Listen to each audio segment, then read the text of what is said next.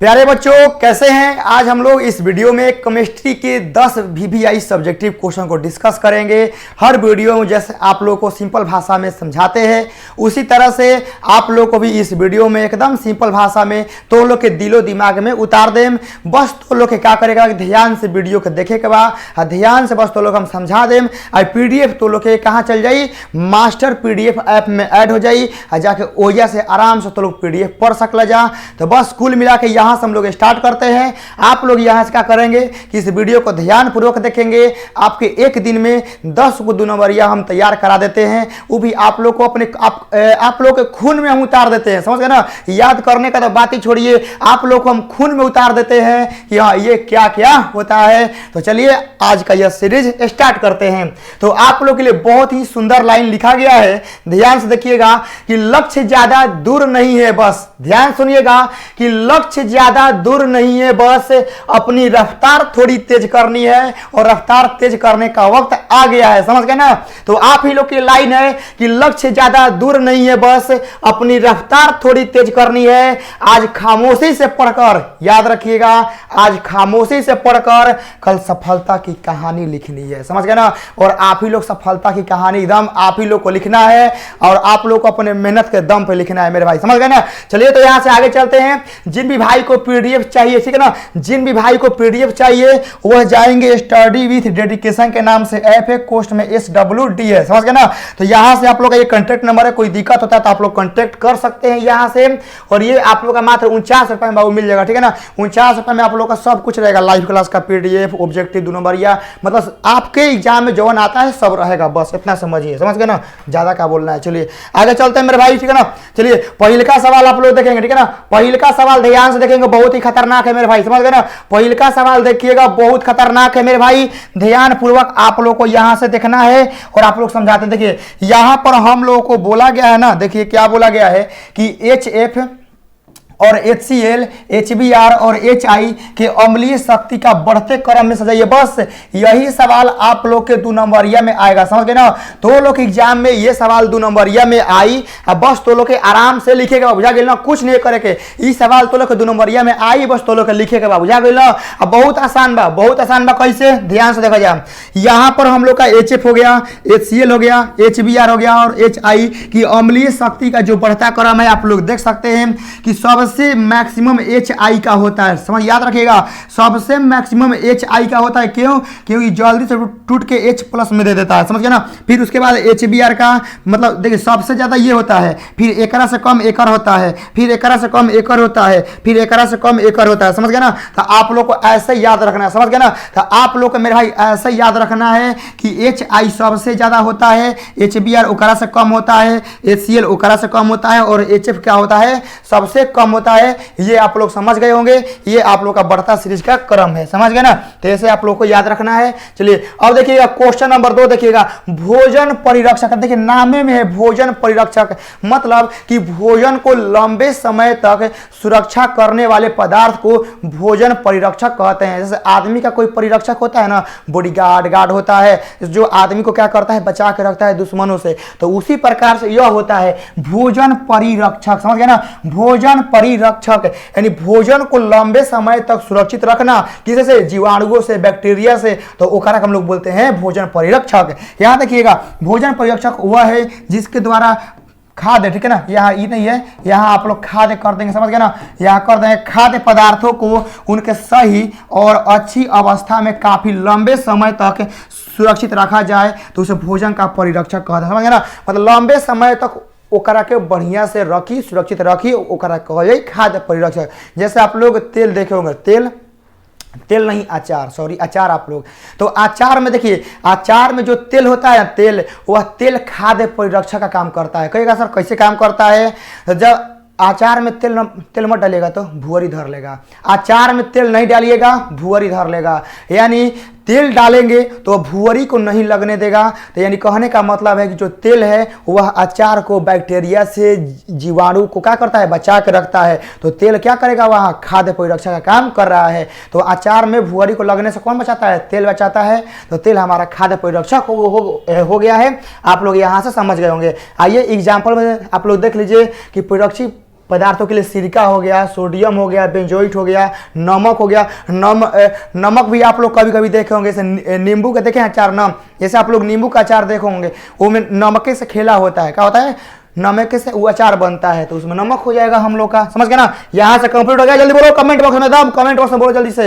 यहाँ बताना है कि निम्नलिखित में से एक एक का उपयोग बताइए। पैरासीटामोल, अब पैरासीटामोल क्या में लगता है, जब आदमी का शरीर पूरा गर्म हो जाता है, पूरा बुखार लग जाता है, तब पैरासीटामोल क्या करता है, कम करता है, यानी शरीर के ताप को कम करने के लिए होता है। याद रखिएगा, पैरासीटामोल जो होता है वह शरीर का ताप को कम करने के लिए इसका उपयोग करते हैं। अब यहाँ देखिएगा, एगो टिंचर आयोडीन होता है, समझ गए ना, इसका भी हम लोगों से उपयोग पूछा है। तो यहाँ देखिए टिंचर जो होता है आयोडीन, यह पूतिरोधी के रूप में होता है। क्या होता है, पूतिरोधी का प्रयोग हम लोग करते हैं। बस हो गया, आगे चलते हैं। एमिनो अम्ल उभयधर्मी क्या होता है, देखिए अब सांप हम लोग का उभयचर है। सांप क्या है, सांप उभयचर है, काहे है, सांप हम लोग का पानियों में रहता है, जमीनों पर रहता है, तो उभयचर हो गया। क्या हो गया, देखिए कोई भी चीज दो जगह करेगा निवास, ठीक है ना, तो उसको बोलते हैं उभय। क्या बोलते हैं, उभय, मतलब उभयनिष्ठ, कॉमन। तो जो हम लोग का सांप हो गया, कछुआ हो गया, ये पानियों में रहता है, जमीनों पर रहता है, इसको बोलते हैं उभयचर। क्या बोलते हैं, उभयचर। तो उसी प्रकार से करा में होता है क्या, एमिनो उभयधर्मी। क्या होता है, उभयधर्मी, मतलब ये दो चीज में रहेगा, कहाँ कहाँ, अम्ल में और क्षार में, समझ गए ना। याद रखिएगा, एमिनो अम्ल जो होता है ये अम्ल और क्षार दोनों में रहता है, समझ गए ना। तो वही लिखा है कि एमिनो जो होता है वो अम्ल में NH2 समूह और क्षार में क्या करता है, मतलब यहाँ COOH का समूह क्या कहता है, बनाता है।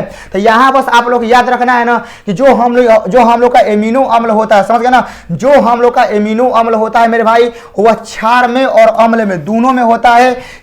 इसी वजह से क्या कहते हैं, इसे उभयधर्मी कहते हैं। तो आप लोगों को पहले ही बता दिए कि कोई भी आदमी दो चीज में रहेगा तो उसको बोलते हैं उभय, कॉमन, ठीक है ना, क्या बोलते हैं, कॉमन। तो यहाँ से एमिनो अम्ल उभयधर्मी क्यों है, क्योंकि एमिनो अम्ल में, ठीक है ना, हम लोग का क्षारीय और अम्लीय दोनों पाया जाता है, और हम लोग का क्या होता है, यह उभयधर्मी होता है। अब यहाँ देखिए, ये H+ आयन को ग्रहण भी कर सकते हैं और दान भी कर सकते हैं। एमिनो अम्ल ऐसे होते हैं कि जरूरत पड़ने पर आप लोग को दे भी सकते हैं, जरूरत पड़ने पर आप लोगों से ले भी सकते हैं, समझ गए ना। ऐसा चीज है, समझ गए ना, ऐसा आप लोगों से ले सकते हैं, समझ गए ना। ये ऐसा चीज होता है ना कि आपको जरूरत पड़ेगा ना तो बेचारा दे भी देगा, लेकिन जब इसको जरूरत पड़ेगा ना तो निकाल भी लेगा आप लोगों के पास, समझ गए ना। तो ये ऐसा होता है, इसी वजह से क्या कहते हैं, इसको उभयधर्मी हम लोग कहते हैं। आप लोगों को याद हो गया होगा। आगे चलते हैं ना। अब देखिए यहाँ बताना है मोनोमर। क्या बताना है मेरे भाई, यहाँ हम लोग को बताना है मोनोमर। क्या बताना है, मोनोमर हम लोग को बताना है। ध्यान से देखिएगा, यहां हम लोग को बताना है मोनोमर का नाम लिखे, मोनोमर यानी नायलॉन 6 का मोनोमर। एक नंबरिया में कराते कराते थक गए हैं। नायलॉन 6 किसका मोनोमर है, बोलो जल्दी। नायलॉन 6 किसका मोनोमर है, कहिए सर कैप्रोलेक्टम का मोनोमर है। तो यहां देखिए कैप्रोलेक्टम नायलॉन 6 का मोनोमर है। याद रखिएगा, कैप्रोलेक्टम जो होता है वह नायलॉन 6 का मोनोमर है। और ब्यूना एस, वो वाला ब्यूना जो एस है ना, वह ब्यूटाडाइन स्टाइरिन को क्या कहते हैं, कोपॉलीमर कहते हैं। इसके मोनोमर क्या है, देखिए लिख लीजिएगा, ब्यूना एस के जो मोनोमर है ना, ब्यूना एस का जो मोनोमर है जो, वह 1,3 ब्यूटाडाइन और स्टाइरिन होता है। हो गया, याद हो गया ना, जल्दी बोलेंगे, याद हो गया। कैप्रोलेक्टम किसका है, नायलॉन 6 का, और 1,3 ब्यूटाडाइन और स्टाइरिन जो होता है वो ब्यूना एस का मोनोमर होता है। मुझे उम्मीद है कि आप लोग समझ में आ गया होगा। अब देखिएगा यहाँ लिखा है द्विल लवण, ठीक है ना। द्विल लवण और जटिल लवण में किस प्रकार अंतर करेंगे, हम अंतर एक ही बार में कर देंगे। ऐसा लवण जो जल में घुल जाएगा, ठीक है ना, उसको बोलते हैं द्विल लवण। जटिल लवण उसको बोलते हैं जो जल में नहीं घुलेगा। खत्म कहानी, एकदम याद हो गया होगा आप लोगों को। ऐसा लवण जो जल में घुल जाई ओकरा के द्विल लवण कहते हैं, आ ऐसा लवण जो जल में ना घुली ओकरा के जटिल लवण कहते हैं। याद हो गया, ध्यान से देखिएगा। दोहरा नमक मतलब जानते क्या होता है, द्विल लवण डबल साल्ट, ठीक है ना। देखिए दोहरा नमक को ही बोलते हैं डबल साल्ट, मतलब द्विल लवण हम लोग बोलते हैं, जो कि यहाँ पर लिखा है, देखिए डबल साल्ट लिखा है ना, डबल साल्ट बोला गया है। तो दोहरा नमक दो नमक यौगिकों का एक संयोजन है। जटिल नमक एक आणविक का है संरचना। तो आप लोग ऐसे भी लिख सकते हैं कि द्विल लवण जो है ना वह दो यौगिकों से क्या है, दो यौगिकों से मिलकर बना है। नामे में है देखिए द्विल लवण, ऐसा लवण जो दूगो से मिलकर बना है ओकरा के द्विल लवण कहते हैं। जटिल में एगो मतलब जटिल में एगो लगता है, समझ गए ना। यहाँ देखिए जटिल में एगो आणविक क्या होता है, काम करता है, और एकरा में क्या काम करता है, दो काम करता है। यहाँ देखिएगा जो एक से अधिक जटिल यौगिक आयनों से क्या होती है, बनी होती है। पानी में मिलाने पर डबल नमक सरल आयन दे सकता है, बोले ना।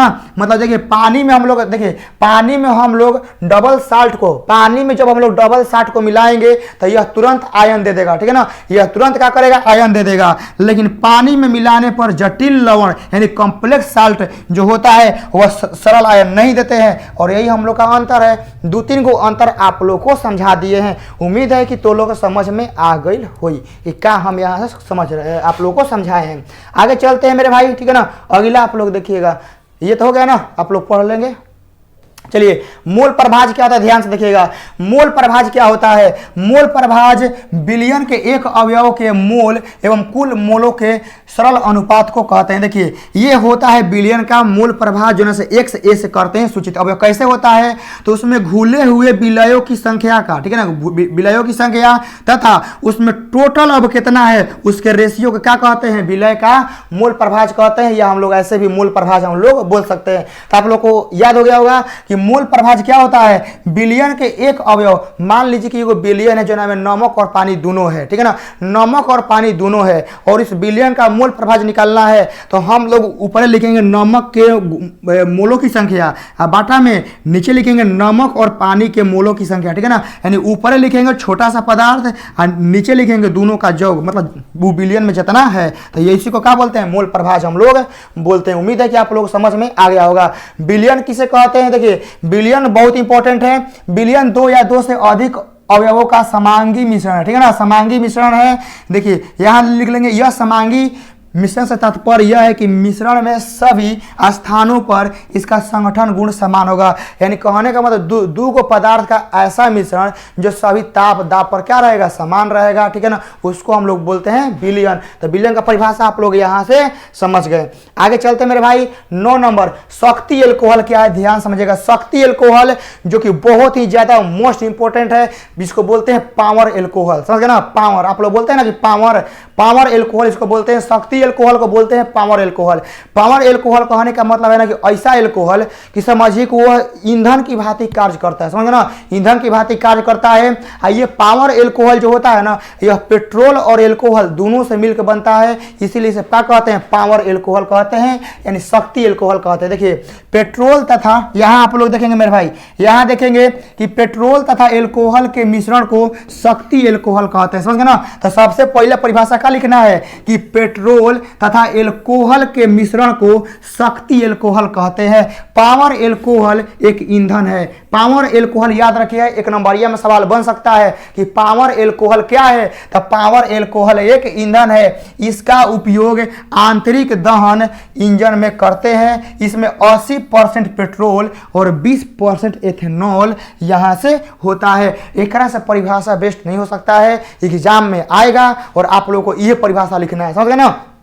आप लोग क्या करना है, आप लोग को ये परिभाषा लिखना है। एक तरह से बेस्ट परिभाषा हो ही नहीं सकता है, समझ गए ना। तो आप लोगों के लिए सब कुछ बढ़िया से लिख दिए हैं, बस इतना याद रखिए। देखिए अब कहेगा सर याद कैसे रहेगा, तो बस खाली आप लोग को ये याद रखना है ना कि शक्ति एल्कोहल एगो ईंधन है। क्या है, ईंधन है। अब ईंधन है मेरे भाई, तो इस शक्ति एल्कोहल को क्या है, एगो ईंधन है। तो ईंधन में हम लोग क्या डालना पड़ेगा, पेट्रोल डालना पड़ेगा, तभी ना वो ईंधन बनेगा। और साथ ही साथ एथेनॉल भी डालना पड़ेगा तो हो जाएगा। तो याद रखिएगा 80% पेट्रोल होता है और 20% क्या होता है, एथेनॉल होता है। तो यहां से आप लोग समझ गए होंगे। अब आते हैं, ये आप लोग का इंग्लिश मीडियम है, आप लोग देख लेंगे कि the mixture of petrol and alcohol is called power alcohol. Power alcohol is a fuel, it is internal combustion, ठीक है ना, engine. It contains 80% petrol and 20% ethanol. यहाँ से आप लोग का हो गया। अब आइए मार्को-निकावो का नियम, जो सबसे ज़्यादा सबसे मोस्ट इंपॉर्टेंट है, ध्यान रखिएगा। मार्को-निकावो का नियम एकदम बहुत स्पेशल है, बहुत आप लोगों के लिए इंपॉर्टेंट है, तैयार करेंगे। मार्को-निकावो का नियम ध्यान से पढ़ेंगे मेरे भाई, ठीक है ना। मार्को-निकावो का नियम ध्यान से पढ़ेंगे कि जब एक असीमित अभिकर्मक को, ठीक है ना, एक असीमित एल्केन में जोड़ते हैं तो अभिकर्मक का ऋणात्मक भाग दोहरे बंधन के उस कार्बन परमाणु से जुड़ जाता है जिसमें हाइड्रोजन परमाणु की संख्या कम होती है। बस यही हम लोग का होता है। मार्को-निकावो का नियम क्या कहता है, ध्यान समझिएगा कि जब एक असीमित अभिकर्मक, ठीक है ना, यानी असीमित कहने का मतलब है ना कि वो ऐसा अभिकर्मक रहेगा जो मतलब तो इसे लंबा रहेगा, क्या रहेगा, लंबा रहेगा, जो जल्दी खत्म नहीं होगा, को एक असीमित एल्केन से जोड़ेंगे। मतलब दोनों असीमित है, मतलब दोनों का अंत नहीं है। मतलब देखिए अभिकर्मक का भी अंत नहीं है, समझ गए ना, अभिकर्मक का भी अंत नहीं है। मतलब एगो लंबा चौड़ा क्या है, सीरीज है इन लोगों का। एगो एल्केन है, एगो क्या है, एल्केन है, जो कि वो क्या है, लंबा चौड़ा है। तो क्या करेंगे, तो अभिकर्मक का देखिए जो हमने के ये क्या है, जो हम लोग क्या है, अभिकर्मक है, तो इसका निगेटिव भाग, समझ गए ना, इसका जो निगेटिव भाग है वह दोहरे बंधन के वैसन कार्बन से जुड़ेगा, ठीक है ना, जिसमें हाइड्रोजन परमाणु की संख्या कम होती है। और यही हम लोग का मार्को-निकावो का नियम होता है। और आप लोग यहां से इसको देख सकते हैं, जैसे प्रोपेन हो गया, ठीक है ना, प्रोपेन हो गया। प्रोपेन में क्या होता है कि असीमित एल्कीन में HBr को मिलाने से 2 उत्पाद प्राप्त हो जाते हैं। यही आप लोग का क्या है, मार्को-निकावो का नियम है। ये आप लोग का रिएक्शन है, आप लोग देख लेंगे। ये जो x है ना, ये जो x को आप लोग यहां भी लिख सकते हैं, ठीक है ना, इस x को आप लोग, ठीक है ना, यहां भी लिख सकते हैं, या इसके ऊपर भी ऐसे देख, ठीक है ना, इसके ऊपर भी देख आप लोग ऐसे लिख सकते हैं, समझ गए ना। तो ये आप लोगों के मार्को-निकावो का नियम है, आप लोग यहां से इसको लिख सकते हैं। उम्मीद है कि आप लोग के सारे 10 क्वेश्चन समझ में आ गए होंगे, याद हो गए होंगे, खोपड़ी में घुस गए होंगे, ठीक है ना। चलिए तब यहां से हम लोग मिलते हैं दूसरे क्लास में। तब तक के लिए आप इस वीडियो को दोबारा रिवाइज करेंगे और वीडियो कैसा लगा कमेंट बॉक्स में बताएंगे। और आप लोग के लिए नेक्स्ट वीडियो तुरंत ही आने वाला है। चलिए हम लोग मिलते हैं दूसरे क्लास में। जय हिंद।